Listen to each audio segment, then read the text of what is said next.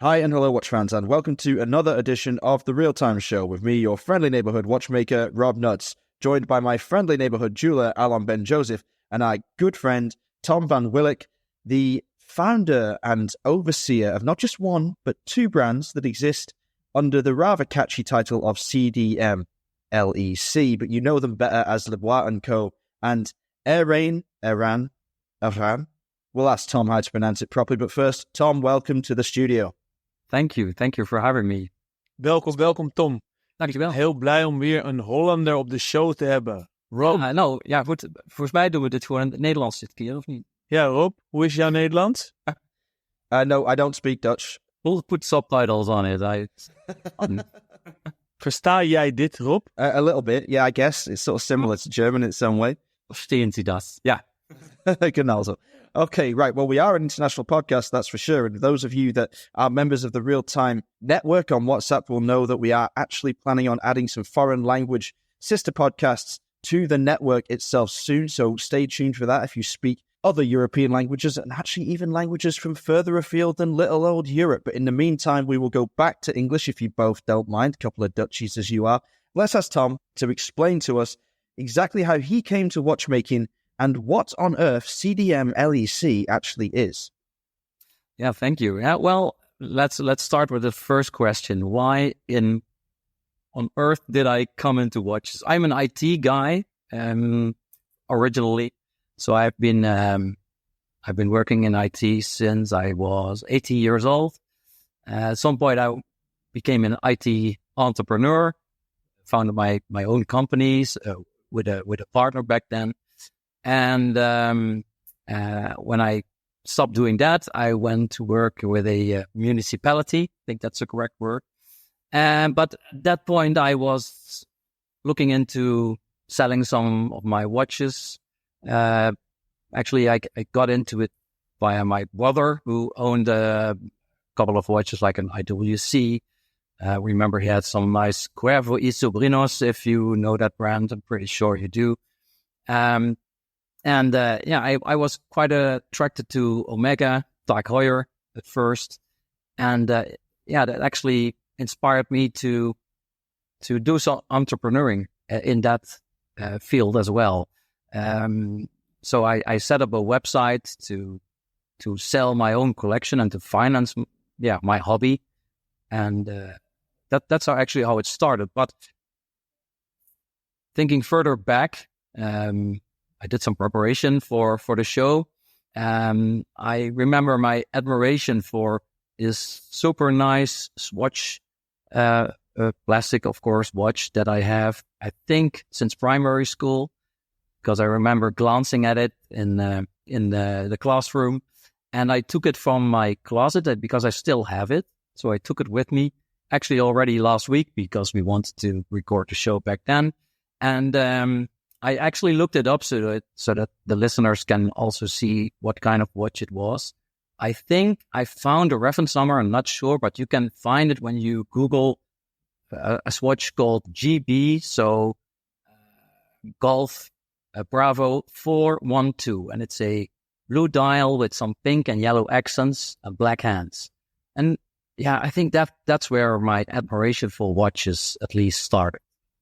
So yeah. And I'm 44 years old. I'm living in the Netherlands, as we already briefly pointed, all the way in the south. So regarding languages, we have it's not an official language. We have a dialect here. And we have the tendency to switch whenever possible to the dialect, even when only Dutch people are with us, to just switch to the dialect. I don't know if Alan is familiar with that, but it's kind of an arrogance, maybe. It's not very friendly, but yeah, we have that tendency, and then forget about the people that only speak Dutch around us. So, Je kan ook met een zachte spreken. Yeah. You were halfway there. Halfway there. So Tom, thank you for that. Now, what the heck did you, as a Dutchman, were thinking to buy not one but two epic French brands? And how did the French respond when they heard their national pride went to a Dutchman? Well, I to be honest, I don't know if it's still national pride. I mean, Airain is of course, way more, but Lebois was already, I think, dead for 40 years. So if they wanted to do it, they could have done it themselves. So, but yeah, well, I came in. I think it started with, so doing some website work for some brands that we talked with at Basel World 2012 and 2013. And at that point, the switch went on in my head, like, okay, I want to be on the other side. I already traded some Omega and Tag Heuer watches with people, and I just want to, my passion is to make people happy with their watch. But I thought it was going to be even better when it would be my own creation, my own brand, my own company. But I've never had the passion to put my own name on it, like a Tom van Wijlick watch. It was going to buy that, I thought.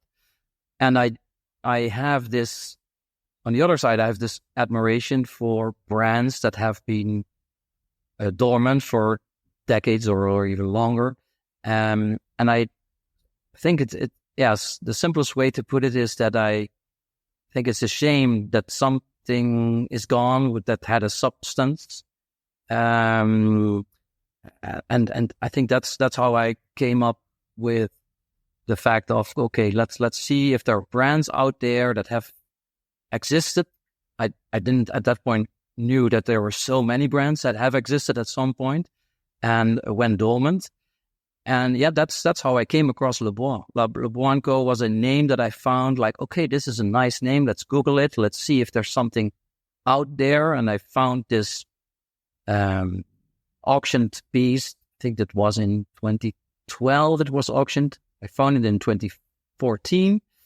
And I showed it to my wife and she said, wow, that's a very nice watch. You should print it, put it on the fridge and let it sink in and see if it's possible to do something, at least with the design. It was a vintage chronograph. And in the end, I chased the previous owners or the original owners, the Dodin family in France. And I spoke to the now late Laurent Dodin. And he said, if you want it, we have our own brand. At some point, it was ours.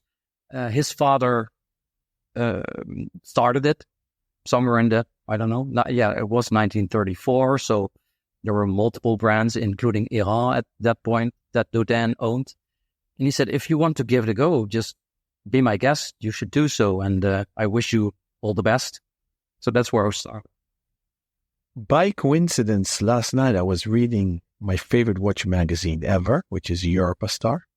And guess who was in there? Yeah, true. A crazy Dutchman. Not me, but you. And you mentioned Dodin there. And although you and I hung out a lot and talked a lot, and I'm a proud owner of an Airain, maybe I can mash this question up in a bigger question. So please school us on Type 20 watches, because the most famous ones are Breguet Type 20s. And Breguet recently relaunched the civilian and the military version. So either written with the Roman numerals, twice an X, or in Arabic numbers, so 2 and a 0. Yeah. School us about what are these Type 20s? Why can multiple brands use that term?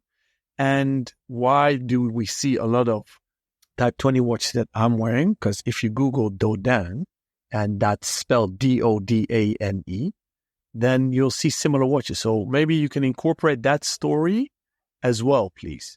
Yeah, sure.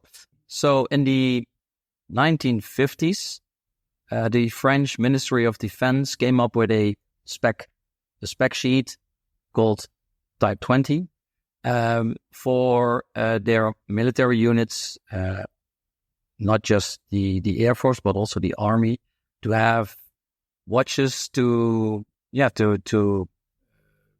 be easy readable. So they had the different specs on there, a specific diameter, specific amount of hour power reserve, and a kind of high legibility. That's the correct English word. there were, I believe, from what I know, there were 7 brands, 7 suppliers. Let's put it this way, 7 brands, because Dodane was one supplier, but Dodane had multiple brands, including Airain. So there were 7 brands that eventually were delivered to the French military. Either the army, where, for instance, Airain was worn by the ALAT, so the airborne unit within the French army, and Dodane was worn by the Air Force in the French army. And Breguet was also one of them, and I believe they had the most deliveries of Type 20 watches, and most of them went, as far as I know, to the French Air Force. And that's eventually how it comes that there are multiple brands out there that at one point in time delivered Type 20 and also later the Type 21 watches, which was actually just a difference back in terms of the maintenance interval should have been longer. It should be easier to maintain or cheaper. So that's, long story short, that's how the Type 20, Type 21, and later also Type 22 watches came to the French military. Would you make a parallel to the Dirty Dozen? So those 12 manufacturers that supplied watches according to the specs by the British RAF, so the Royal Air Force, is it? Yeah. Is it similar? I think I think it's similar. Yeah. Those are the tools that a pilot, I mean, it's not like today that they have all these instruments, and a watch is like a nice addition. And of course, most of our watches now are delivered not to pilots, but just to, us enthusiasts and customers around the world. But at that time, those were the tools that the pilots had to rely on. And that's why there was a spec. And I think there's a very good parallel with the English version, yes.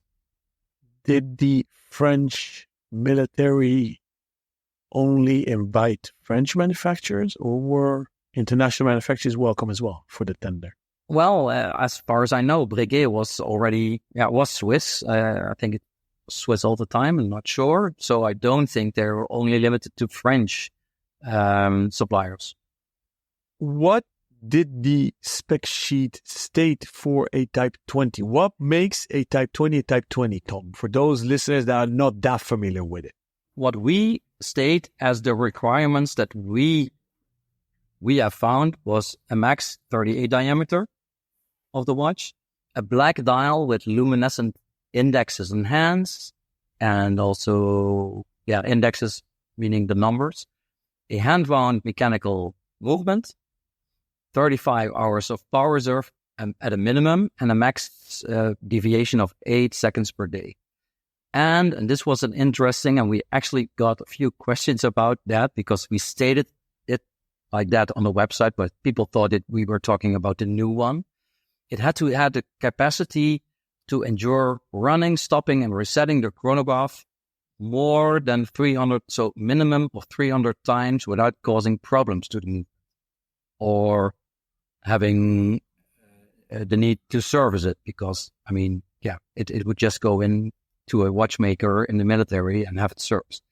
And we had in the past we clarified it now on the website. We had some customers like, okay, does this mean that I can only operate the chronograph on the movement 300 times and then it will go bust, or what will happen?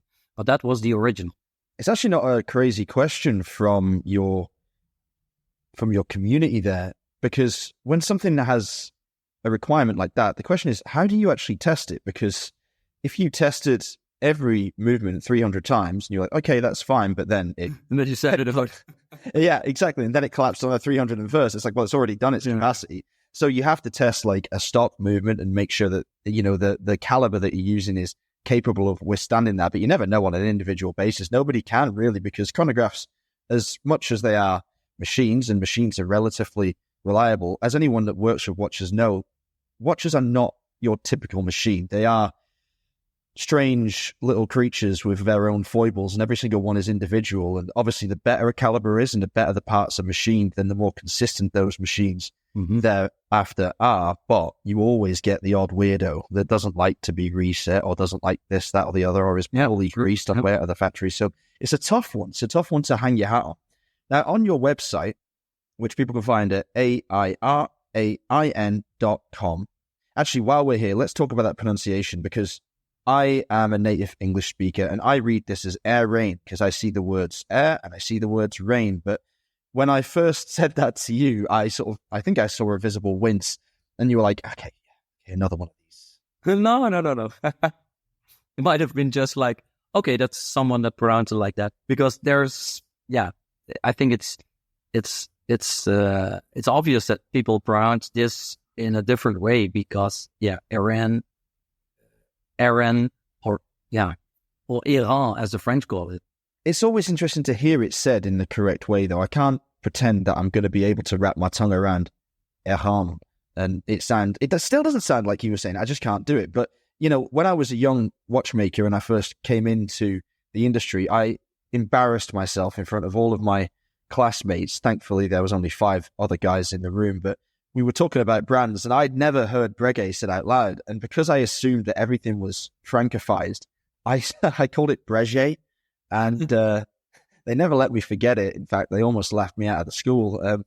But I've been quite sensitive about like my frequent mispronunciations, and I've got better with the bigger brands because I've said them so often. And I guess Airain is one that I need to practice in front of the mirror over and over again to impress any French collectors. But as long as you're okay with us saying it however we want to say it, or find ourselves compelled to say it, that's okay.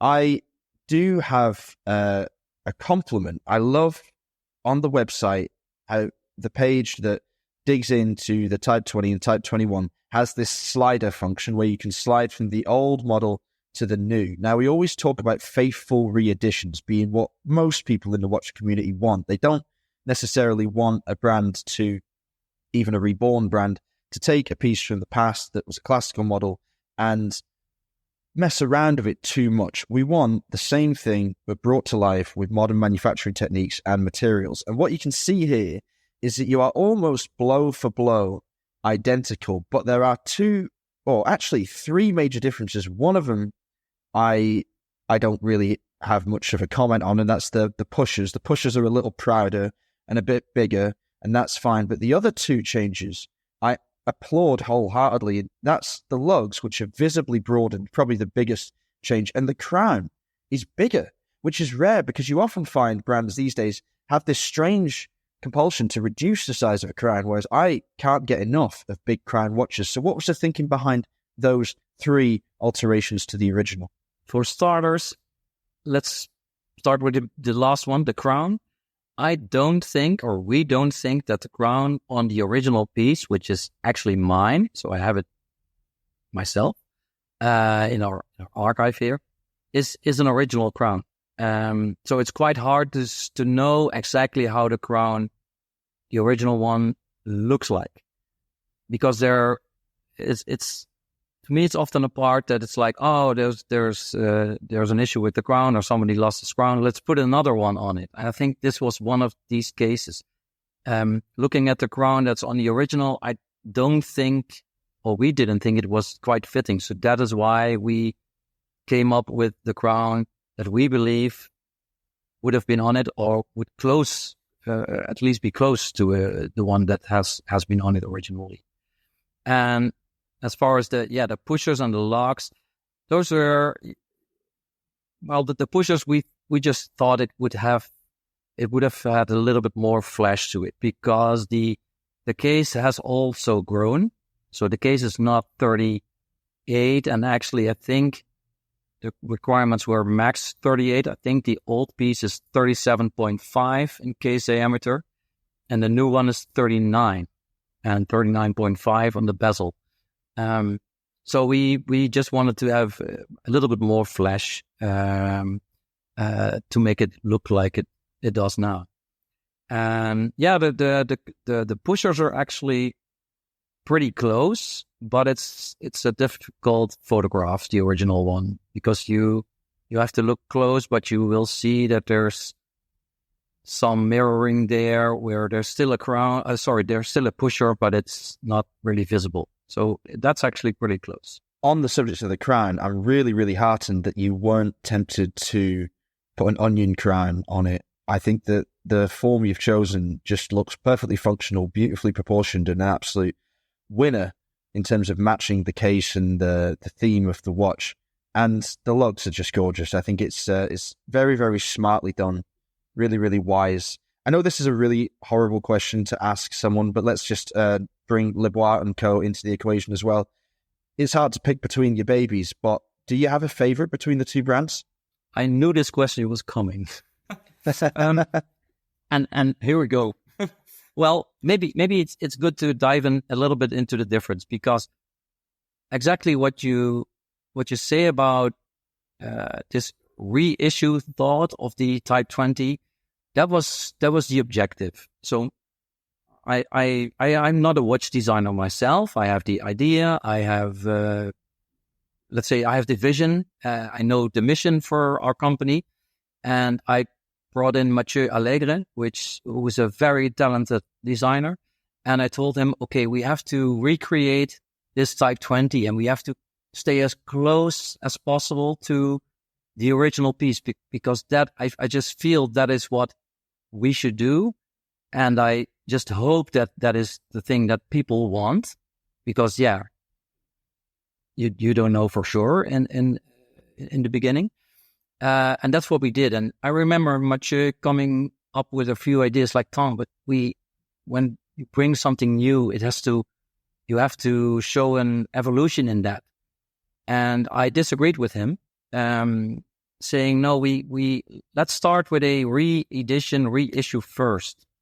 It'll be already more modern, with a more modern movement, with other techniques of making the watch. It will be more robust. There will be differences, but let's keep them very small visually. And we could go as far as having a flyback movement in there, because that's something that we didn't talk about yet. It has a flyback complication. It's still a hand-wound column wheel chronograph, just like the original piece.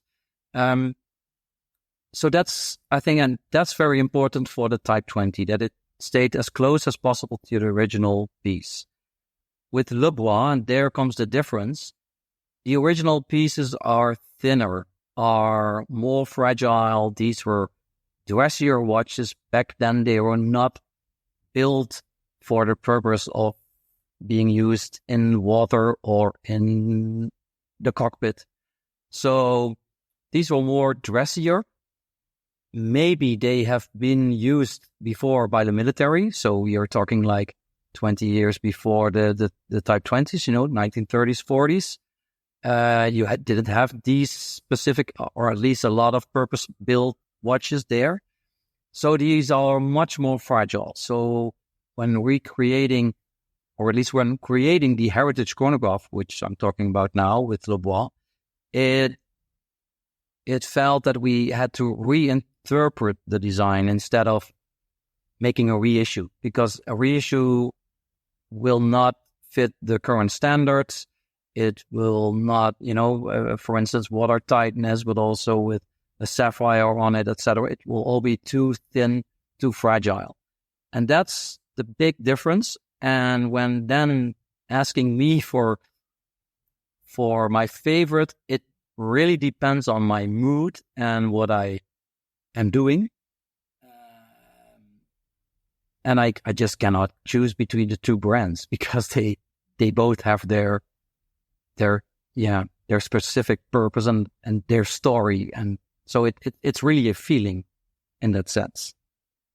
How hard is it for you to stay focused on growing both of these brands simultaneously? Because I talk to a lot of people in the industry who have many irons in many fires, getting hot or cold at different rates. And my advice is often to all of them to try and consolidate their efforts into one goal. It might be someone that, for example, has a media platform, or maybe multiple media platforms, a sales channel, etc., etc. Someone that wants to get creative in different ways, write like the best newsletters in the world, write books in addition, create supplementary items to their collection to further the brand in a sense, but not always focused on watches. You've got two fully fledged, quite distinct brands that serve different purposes that you have reimagined in different ways. One, as you say, a more faithful reedition, and one is a total redrawing of the company's, or the watches at least, goals in terms of wearability for the modern audience.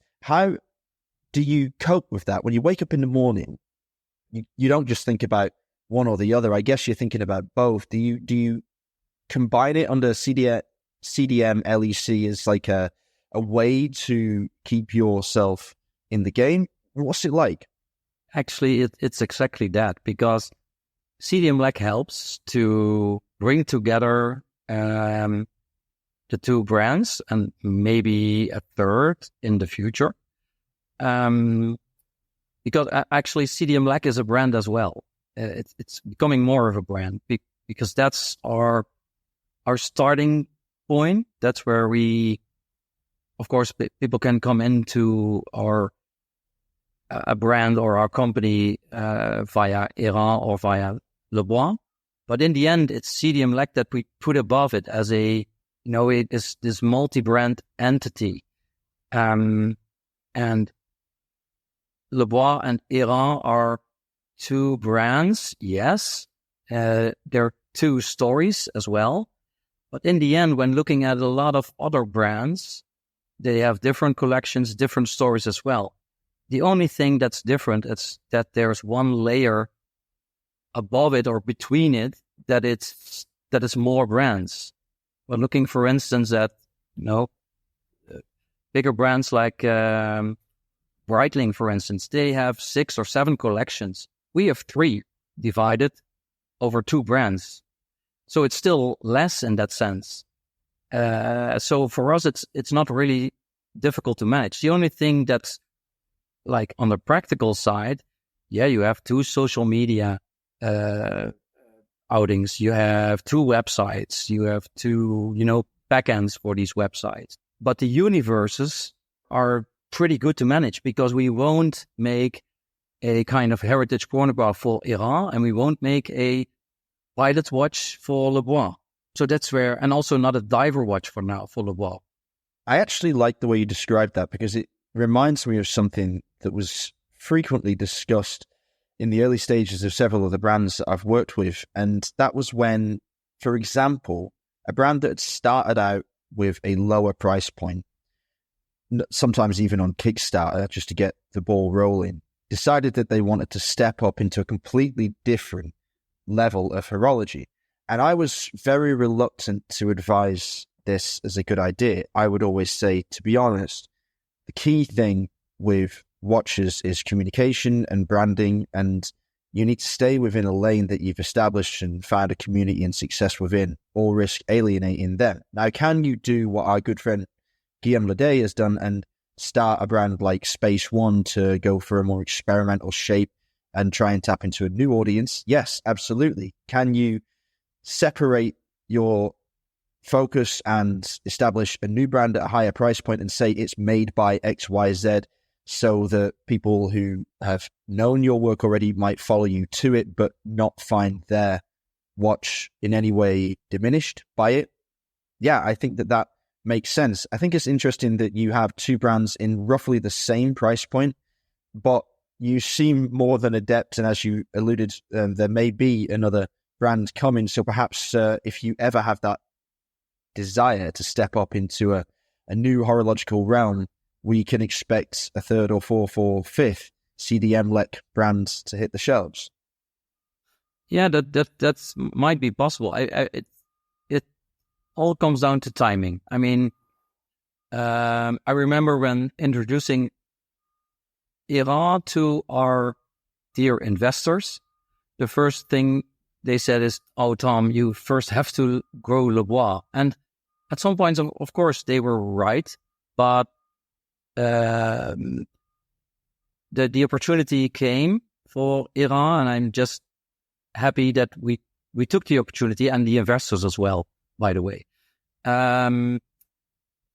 But I think what's important and also interesting that you see, indeed, they have the same price point, but they do not cannibalize each other. On the contrary, they help each other. So what we see is that we have customers buying a Lebois, and at some point in time, they buy a Type 20 or a Submarine from Airain as well, because they see that it's a different watch, a different brand, but still under the same umbrella, of the same people and the same quality and the same experience. That's interesting. You read my mind there. That was my next question. Do they actually support one another, and is there cross-brand interest? How do people find out? I know maybe I can't even remember how I know the two are connected. I'm sure I got a press release from you at some point, but how do you communicate to the customers of, say, Lebois & Co. that, there's also another brand, a sister brand, as it were, in Airain that has other products that are completely different but at a similar price point, and of course of this reliable quality that you already know from your Lebois & Co. purchase? Do you email people from one brand with information from another, or is that not allowed because of GDPR, or how does it work? Yeah, no, well, that is a good question, because that's something that we are figuring out. What we do now is we have this thing called CDM-like Times, pun intended. And that's our monthly newsletter, as well as a physical newspaper that we first showed in Geneva and in last March, and that we ship together with the watches. And that is, both these outings are to get people familiarized with the fact that there's not just one brand, that there's a CDM-like above it, and that there's multiple brands below CDM-like in that same company. And also on our website, we have this, we are changing it actually now, we are rethinking it, but there's this little bar above that shows people that there's more than one brand, and there's also something like CDM-like, which already has this feeling of being something corporate to it, because it's an abbreviation, and people understand it, obviously, because we see that with website visitors that, with GDPR, you cannot monitor everything. That is totally fine. But we see that there's a specific amount of percentage of visitors that go onto the other brand websites as well. I do wonder, CDM, like as you rightly said, it has a very corporate ring to it. Does that in itself have a brand perception? Do people see that and get the impression of luxury? Is it possible as well to kind of grow CDM-like's reputation as this overarching group in some ways? I suppose it's almost like if Richemont had the Richemont Times, or LVMH had the LVMH Daily. I don't know. It's an interesting one, because it's nowhere near, if you don't mind me saying, as romantic as Lebois & Co. or Airain as a brand. It's like, well, what is it? And how easy is it for you to communicate that? Does it make sense? Does it add value? Is it in itself something that you can grow? The best answer is that we are figuring this out. So we're actually at this point in time, we are redesigning our websites, all of them, and seeing how we can maybe make CDM-like more of a brand on its own. For instance, as I told before, where the stories are combined, and where actually the customers are invited to start their collection, because that's actually our slogan as well. Our slogan is build a collection, one great watch at a time, because that's what we are doing. One great watch brand at a time, but also one watch model at a time. And that's what we see that our customers are doing as well. We don't go fast. We don't come with a new collection in every 3 or 4 months. It's growing slowly. And we are going as fast as we can with the funds that we have. But we also see that there's a certain rhythm that's comfortable with our audience, our customers as well. And like I said, we are rethinking everything, but I think we are really close to what we want to achieve in terms of what CDM Lacquer represents and how it should be told. But then again, it's also important that each watch brand has its own identity and its own universes for the different watch models, for the collections as well. So if you only want to be a customer or an enthusiast for Lebois & Co., it should be possible. You should not be forced into something that you don't want to be forced into. Two things. Airain, does it mean anything, or is it a family name? No, it's not a family name. There's a kind of translation that translates to like a bronze substance. So I also, point in time, I thought, let's make the Airain, so the bronze Airain. We haven't done that yet, but and it's also, I think it's a small river somewhere in that area. And it has air in it, which is nice because of the pilot watch. But there's no family name involved now. Would Airain, because Rob did ask very good questions, as he always does, would you ever make completely contemporary, modern, new designs under the Airain brand name, or should it always be heritage pieces? I cannot rule out that we will at some point, but for now, I want to stay close to the history. So it has to make sense.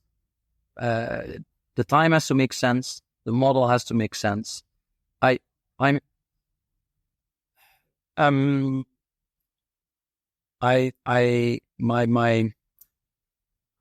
gut says it has to be right, or you should not do it.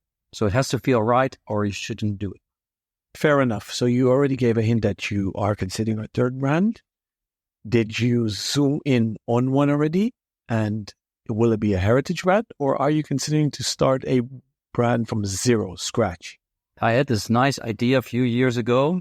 It's called, I don't know if you know it, Universal Genève. I believe somebody paid 70 million for it. Yeah, approximately. Recently, somebody, a crazy person. I don't know if they're crazy. I don't think so.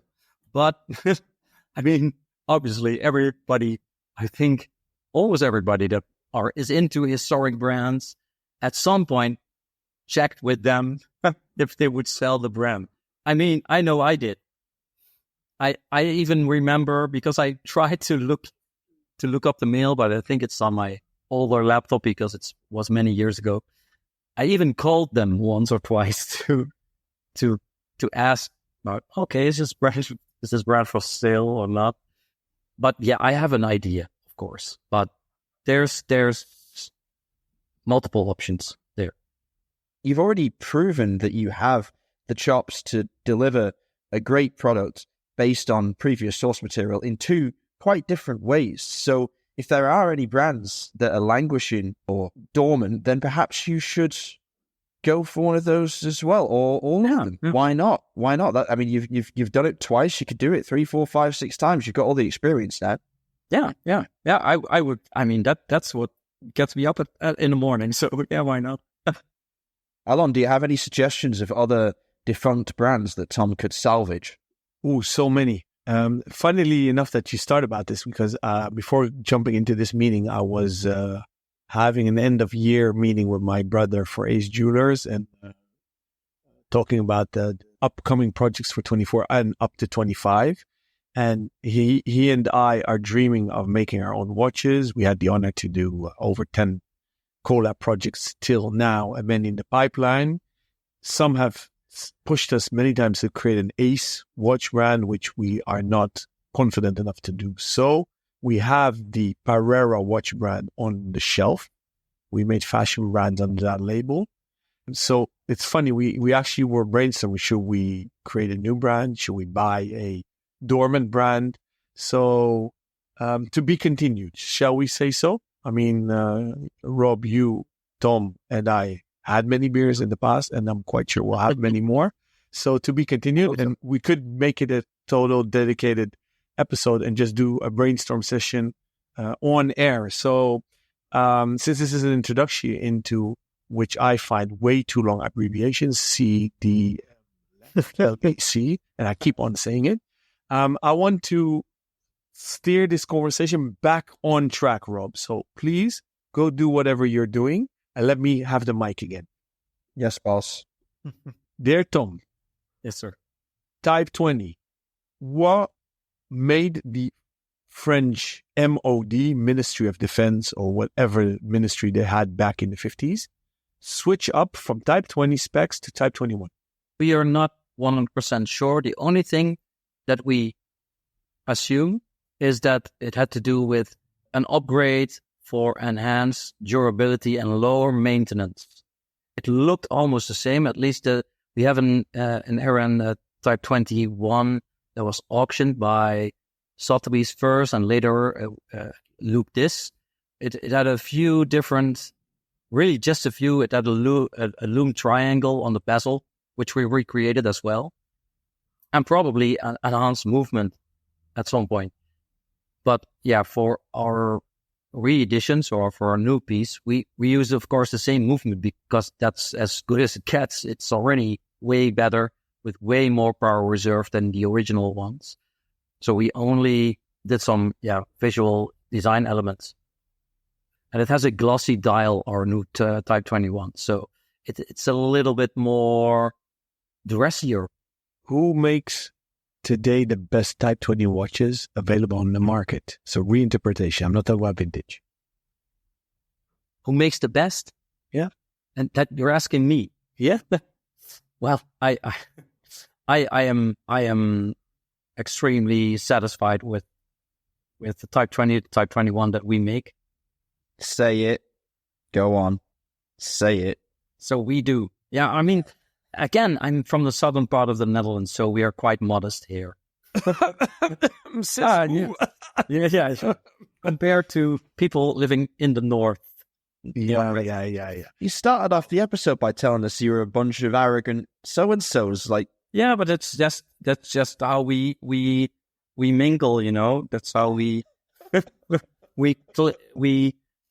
get together. Like, I mean, okay. All right. So now let's keep on pushing the buttons. Tell us the God honest truth. Don't think about it. Yeah. How did Breguet do with their revivals they launched this year? Both of them. Honest opinion. They did us a favor, I think.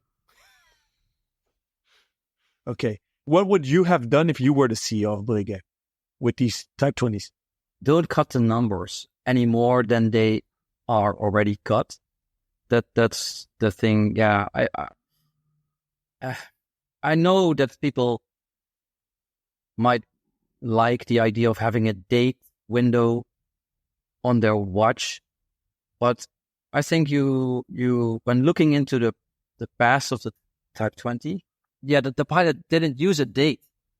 Made no sense. So why clutter the dial with a date window? So that's one thing, and then putting Swiss made on the right hand side of that date window, that's also not very nice in my opinion. You can do new stuff, but when having just a few Type 20s in the collection, they should absolutely reflect what a Type 20 is, and that's where I think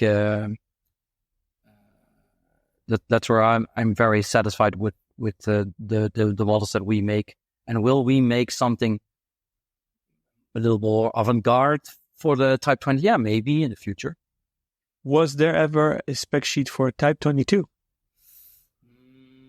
I think there will be, but I haven't found it. Let's switch up to Lebois & Co. What would you like to tell us a bit more about that?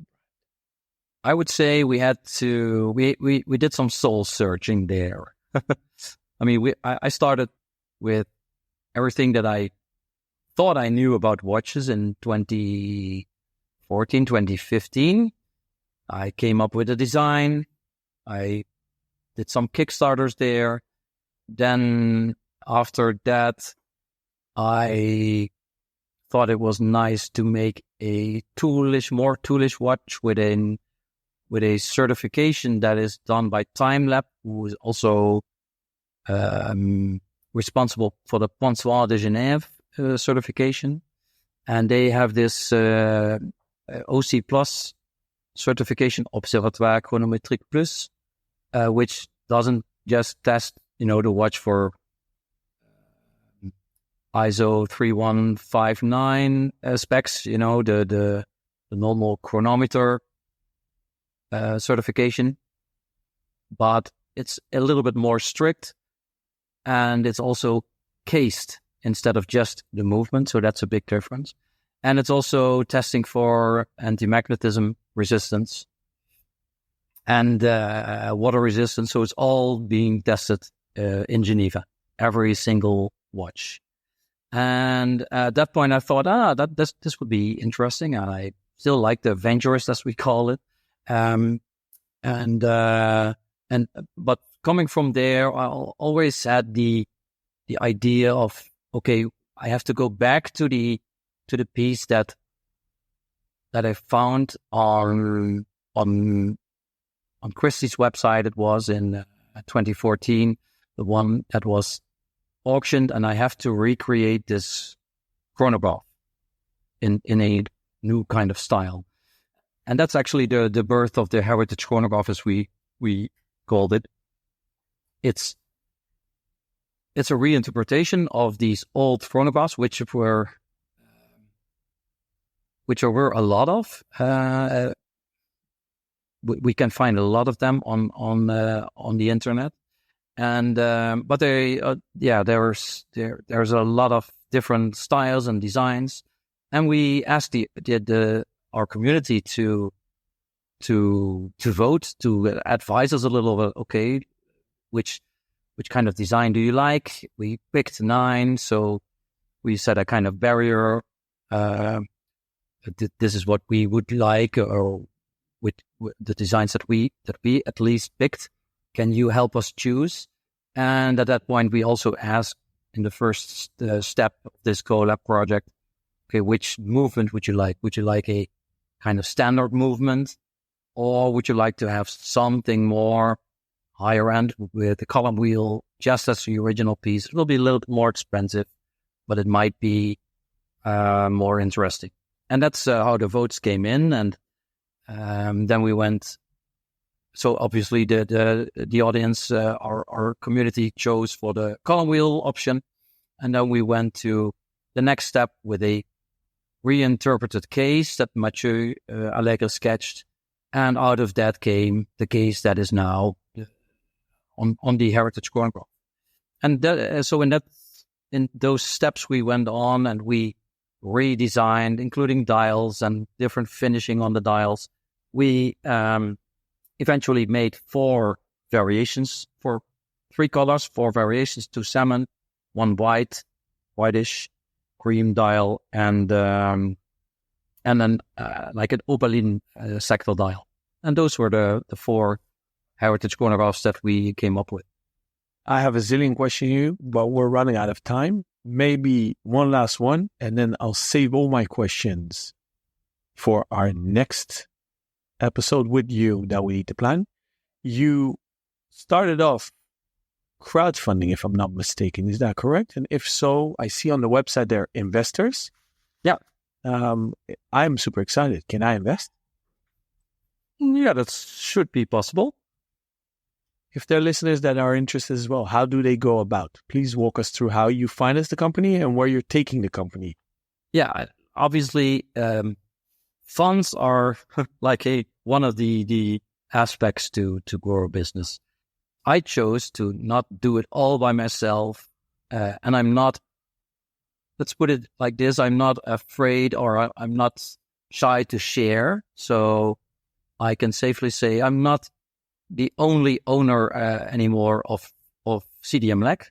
There are investors on board, 78 investors to be exact, but most of these investors are considered, what we consider small investors. They